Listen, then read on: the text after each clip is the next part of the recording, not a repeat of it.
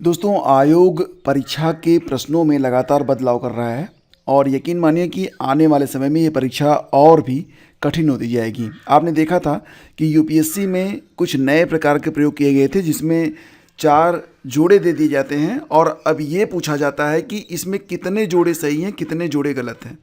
पहले ये पूछा जाता था कि कौन सा जोड़ा सही है, कौन सा जोड़ा गलत है, लेकिन अब ये पूछते हैं कि कितने जोड़े सही हैं और कितने जोड़े जो हैं वो गलत हैं। तो ऐसा एक प्रश्न अभी हाल ही में आरओ की परीक्षा में भी देखने को मिला। मतलब ये है कि आपको कुछ दुरूहतर प्रश्नों के लिए भी अपनी तैयारी आपको करनी पड़ेगी।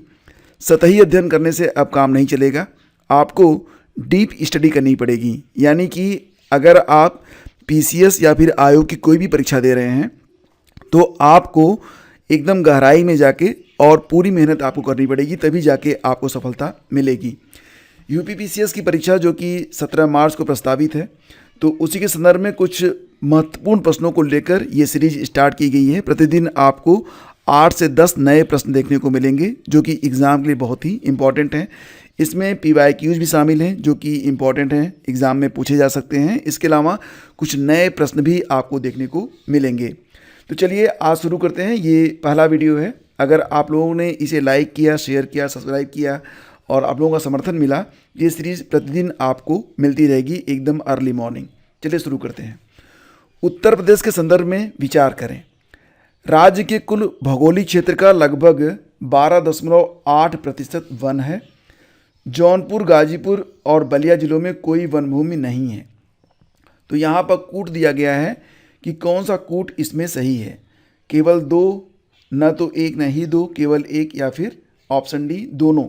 तो दोस्तों यहाँ पर जो आयोग ने अपनी आंसर की जारी की थी, पहली वाली आंसर की, तो उसमें विकल्प डी को सही माना गया था। लेकिन इसका जो एग्जैक्ट आंसर है, अगर आप इंडियन स्टेट फॉरेस्ट रिपोर्ट 2021 को देखेंगे तो इसका जो फ्रेंड्स सही आंसर है वो ऑप्शन ए है, न तो 1 न ही 2।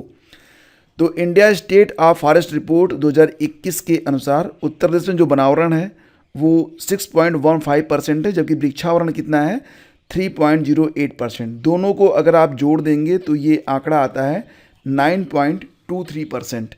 तो उत्तर प्रदेश के कुल भौगोलिक क्षेत्रफल का मात्र 9.23% ही वन क्षेत्र है। तो वन क्षेत्र में दोनों को जोड़ देते हैं। वन क्षेत्र में मतलब वनावरण और कुल वृक्षावरण दोनों को जोड़ के वन क्षेत्र निकाला जाता है। तो ये मात्र 9.23% है। उत्तर प्रदेश में न्यूनतम वन क्षेत्रफल वाले जो ज़िले हैं, ध्यान दीजिएगा, ये भदोही हैं, मऊ हैं और मैनपुरी है। जो कि न्यूनतम वन प्रतिशतता वाले जो ज़िले हैं, इसमें पहले स्थान पर भदोही है। यानी कि वैसे भी भदोही में सबसे कम क्षेत्रफल पर वन है और प्रतिशतता में भी भदोही में सबसे कम क्षेत्रफल पर वन है। दूसरे स्थान पर मैनपुरी आता है, फिर देवरिया आता है। तो ये आंकड़े इंपॉर्टेंट हैं। आगे बढ़ते हैं। निम्नलिखित में कौन से निर्धनता के प्रकार हैं? तो दोस्तों यहाँ पर निर्धनता के 4 प्रकार दिए गए हैं। पूर्ण या परम निर्धनता, एब्सोल्यूट पॉवर्टी, सापेक्ष निर्धनता, रिलेटिव पॉवर्टी, व्यक्तिपरक निर्धनता, सब्जेक्टिव पॉवर्टी या और प्रकारात्मक निर्धनता, फंक्शनल पॉवर्टी। तो पूछा जा रहा है कि कौन से निर्धनता के प्रकार हैं। तो केवल 1 और 2 यानी कि पूर्ण और सापेक्ष, या फिर 1 और 4। तो इस प्रकार से विकल्प हैं। तो फ्रेंड्स यहाँ पर जो सही जवाब है वो होता है ये कि पॉवर्टी के केवल 2 प्रकार माने गए हैं। एक तो है कि एब्सोल्यूट पॉवर्टी, दूसरी है रिलेटिव पॉवर्टी, यानी कि पूर्ण निर्धनता और सापेक्ष निर्धनता। तो पूर्ण निर्धनता क्या होती है दोस्तों? जब घरेलू आय एक निश्चित स्तर के नीचे होती है, इससे व्यक्ति या परिवार के लिए भोजन, आश्रय, सुरक्षित पेयजल, शिक्षा आदि बुनियादी आवश्यकताओं की पूर्ति उसे नहीं की जा सकती। मतलब इतनी कम आय है कि इंसान अपनी जो बेसिक नीड है उसको भी पूरी नहीं कर पाता है। तो इसे कहते हैं एब्सोल्यूट पॉवर्टी, यानी कि पूर्ण निर्धनता।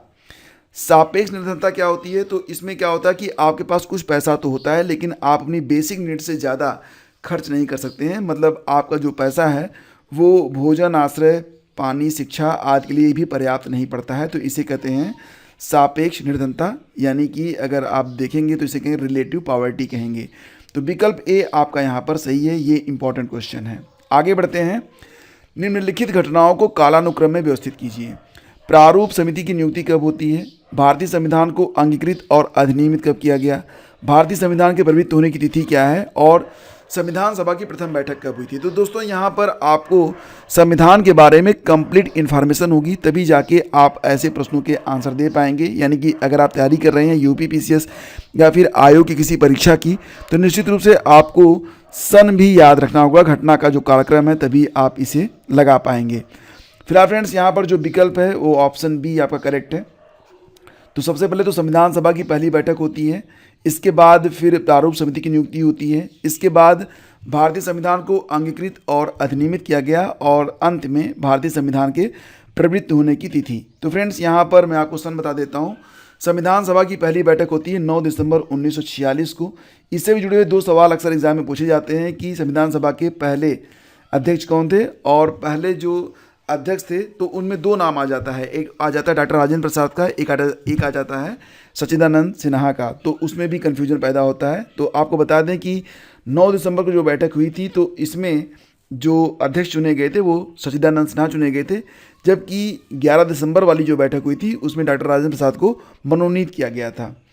प्रारूप समिति की नियुक्ति होती है 29 अगस्त 1947 में। भारतीय संविधान को अंगीकृत और अधिनियमित किया गया था 26 नवंबर 1949 को, और भारतीय संविधान के प्रवृत्त होने की जो तिथि है वो 26 जनवरी 1950 है। तो सन बिल्कुल याद रखिएगा। निम्नलिखित में कौन सा संगठन दिल्ली में वायसराय लॉर्ड हार्डिंग पर बम फेंकने के लिए उत्तरदायी था। तो दोस्तों इसका जो आंसर बनेगा वो ऑप्शन डी बनेगा, यानी कि अनुशीलन समिति। ये जो अनुशीलन समिति यही जिम्मेदार थी, जो मैटर हुआ था दिल्ली में वायसराय लॉर्ड हार्डिंग पर जो बम फेंका गया था, तो उसकी जिम्मेदार समिति अनुशीलन समिति थी।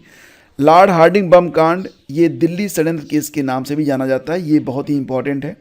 इसमें 13 व्यक्तियों को अभियुक्त बनाया गया था, जिसमें मुख्य रूप से मास्टर अमीचंद दीनानाथ, बाल मुकुंद बलराज मैला, बसंत कुमार, अवध बिहारी आदि को गिरफ्तार किया गया था। आगे बढ़ते हैं दोस्तों, अगला क्वेश्चन देखते हैं। निम्नलिखित में कौन सा युग्म सही सुमेलित है। वैशेषिका के रचनाकार पतंजलि हैं, उत्तर मीमांसा के रचनाकार कपिल हैं, मीमांसा के कण्व या कनद, और न्याय के गौतम। तो दोस्तों पूछा जा रहा है कि कौन सा सही सुमेलित है, मतलब 3 तो गलत हैं। तो पहला, दूसरा और तीसरा, यहाँ पर सही क्या होगा। न्याय दर्शन के जो रचयिता हैं गौतम ऋषि को माना जाता है न्याय दर्शन का रचयिता। तो न्याय दर्शन गौतम ऋषि के द्वारा, उत्तर मीमांसा बादरायण ने, पूर्व मीमांसा जैमिनी, और वैशेषिक ये कणाद की रचना है। तो ये जरूर याद रखिएगा, ये बहुत ही इंपॉर्टेंट है। निम्नलिखित में कौन सही सुमेलित नहीं है। कवियत्री और पुस्तक का नाम दिया गया है, और जो सुमेलित नहीं है उसके बारे में बात यहाँ पर की जा रही है। दयाबाई विनय मल्लिका, सहजोबाई सहज प्रकाश, गंगाबाई गणेश देवलीला, सोनबाई स्वर्ण बेली की कविता। तो दोस्तों यहाँ पर जो आपका आंसर है वो है ऑप्शन सी। तो आंसर जी सी जो है गंगाबाई गणेश देव की लीला, ये सही सुमेलित नहीं है। तीसरा वाला जो विकल्प है ये गलत है, बाकी सब यहाँ पर सही हैं। तो गंगाबाई की जो रचना है दोस्तों उसका नाम है देवी त्रिया निषेध, ये जरूर याद रखिएगा आप लोग। दयाबाई विनय मल्लिका, सहजोबाई सहज प्रकाश, और सोन कुमारी स्वर्ण बेली की कविता की रचनाकार हैं। आगे बढ़ते हैं दोस्तों, अगला क्वेश्चन लेते हैं। पंचायतों के समस्त चुनाव का संचालन कौन करता है। बहुत ही इंपॉर्टेंट क्वेश्चन है, कई बार पूछा गया है। तो दोस्तों पंचायतों के समस्त चुनाव का जो संचालन होता है ये राज्य निर्वाचन आयोग के द्वारा किया जाता है। आपका जो विकल्प सी है दोस्तों ये बिल्कुल करेक्ट है। तो भारतीय संविधान के अनुच्छेद 243 के अनुसार पंचायतों के समस्त चुनावों का संचालन राज्य निर्वाचन आयोग करता है। राज्य निर्वाचन आयुक्त में एक निर्वाचन आयुक्त होते हैं, राज्य निर्वाचन आयोग में एक निर्वाचन आयुक्त होते हैं जिसे राज्यपाल नियुक्त करते हैं। तो ये याद रखिएगा, यहाँ पर ये टाइपिंग मिस्टेक है, यहाँ पर आयोग होना चाहिए था। तो आगे बढ़ते हैं। पंचायती राज पर अशोक मेहता समिति प्रतिवेदन जो कि आया था कब, 1977 में आया था दोस्तों। तो इसकी प्रमुख सिफारिशों के संबंध में कौन सा सही है। पंचायती राज के 3 स्तरीय व्यवस्था के स्थान पर द्विस्तरीय व्यवस्था होनी चाहिए, ये बात बिल्कुल सही है। राज्य स्तर के नीचे पर्यवेक्षण हेतु खंड को विकेंद्रीकरण का प्रथम बिंदु माना गया था, तो ये गलत है। खंड के जगह जो है दोस्तों जिला को विकेंद्रीकरण का प्रथम बिंदु माना गया था, यानी कि केवल बी आपका कि विकल्प ए आपका केवल यहाँ पर सही है। देखो दोस्तों आपको यहाँ पर बता दें कि ये जो प्रतिवेदन आया था पंचायती राज व्यवस्था के मूल्यांकन तथा इसे और अधिक प्रभावशाली बनाने के लिए दिसंबर 1977 में सरकार ने अशोक मेहता की अध्यक्षता में एक समिति का गठन किया था। समिति ने अपनी जो रिपोर्ट थी उसे अगस्त 1978 में सरकार को दी थी और इस रिपोर्ट में समिति ने कुल 132 सिफारिशें की थी। इसमें जो पहली सिफारिश थी वो ये थी कि पंचायती राज के 3 स्तरीय व्यवस्था के स्थान पर द्विस्तरीय व्यवस्था होनी चाहिए। दूसरी बात थी राज्य स्तर से नीचे लोक निरीक्षण में विकेंद्रीकरण के लिए जिला ही पहला बिंदु होना चाहिए। इसके बाद दोस्तों तीसरा बिंदु था कि अपने आर्थिक स्रोतों के लिए पंचायती राज व्यवस्थाओं के पास कराधान की अनिवार्य शक्ति हो। चौथा बिंदु था पंचायती राज संस्थाओं के मामलों की देखरेख के लिए राज्य मंत्रिपरिषद में एक मंत्री की नियुक्ति करेगा और उनकी जनसंख्या के आधार पर अनुसूचित जाति व जनजाति के लिए स्थान आरक्षित होना चाहिए। आगे बढ़ते हैं दोस्तों। चरक संहिता कितने अध्यायों और खंडों में विभाजित है? हालांकि ऐसे प्रश्न कई बार नहीं भी देखने को मिलते हैं, कई बार देखने को मिल भी जाते हैं। तो ये प्रश्न यूपी पीसीएस 2023 की परीक्षा में पूछ लिया गया था। फिलहाल चरक संहिता कितने अध्यायों और खंडों में विभाजित है, ये प्रश्न है। इसका सही जवाब दोस्तों था ऑप्शन ए, 120 अध्याय और 8 खंड। तो जाने माने चिकित्सक चरक ये किसके दरबारी थे दोस्तों? तो कनिष्क के प्रसिद्ध चिकित्सक माने जाते हैं और इनकी जो किताब है इसका नाम है चरक संहिता, जिसमें 120 अध्याय हैं और 8 खंड हैं। 1918 के संयुक्त प्रांत किसान सभा का गठन किसने किया था? बहुत सारे लोग इसका आंसर दोस्तों दे देंगे स्वामी सहजानंद सरस्वती, जो कि गलत हो जाएगा। सही जवाब है इंद्र नारायण द्विवेदी। तो फरवरी 1918 में इंद्र नारायण द्विवेदी, मदन मोहन मालवीय और गौरी शंकर मिश्र के प्रयासों से संयुक्त प्रांत किसान सभा का गठन किया गया था। किसान सभा ने किसानों से बेदखल जमीन को जोतने और बेगार न देने की अपील की थी। तो फ्रेंड्स ये कुछ प्रश्न हैं जो कि इंपॉर्टेंट हैं। लगातार बने रहिए हमारे साथ, प्रतिदिन हम आपके लिए कुछ ऐसे ही महत्वपूर्ण प्रश्नों को लेकर आते रहेंगे।